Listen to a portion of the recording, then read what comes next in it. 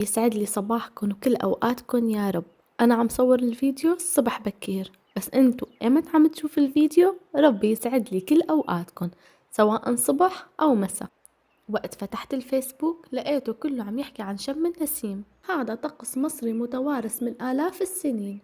أنا وابني من عشاق السردين، ما حسنا نقاوم المنظر، كل ما نشوف فيديو لازم ناكل. وهون قررنا نقوم نصور لكم ونحتفل مع المصريين بهالمناسبة. احنا هون ما عنا أشخاص بتبيع رنجة وسردين وسمك وفسيخ وهالشغلات، فقررنا نجيب علبتين معلبين وناكلن، بس رح نعملن بنفس الطريقة اللي انتو بتحبوها. عن جد حسيتها بتجنن. جبت علبتين سردين وفتحناهن وصفينا الزيت يلي بقلب العلبة وحطينا لها زيت جديد بقلب الصحن.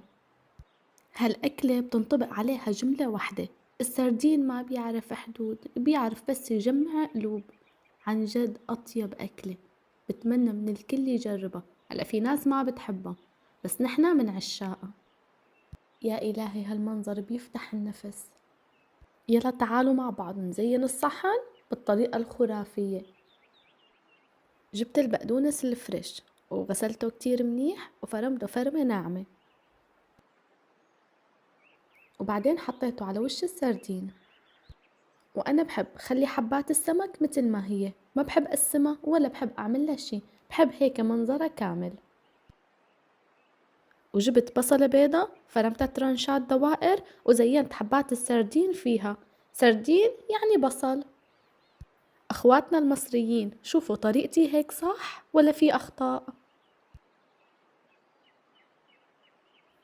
وإذا هالفيديوهات حبيتوها لا تنسوني من دعمكن بلايك وتعليق حلو، وحسابي لا تنسوا تتابعوه.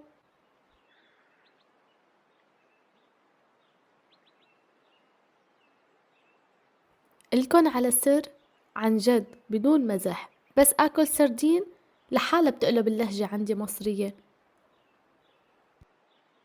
السردين بملوحته القوية والليمون بحموضته الحادة، ثنائية ما بتتفسرش بس بتتداق وبتتحس بكل لقمة.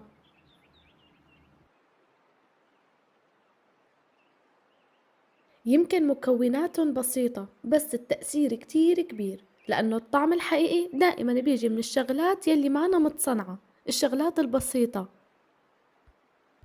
ثواني بس، خليني بس استوعب اللي عم يصير. هذا مو أكل عادي، هذا مزاج كامل. هيك اللقمة بدها تسفيق، والله لو في جمهور هلأ كانوا وقفوا. يا سلام، عن جد أول لقمة خيال.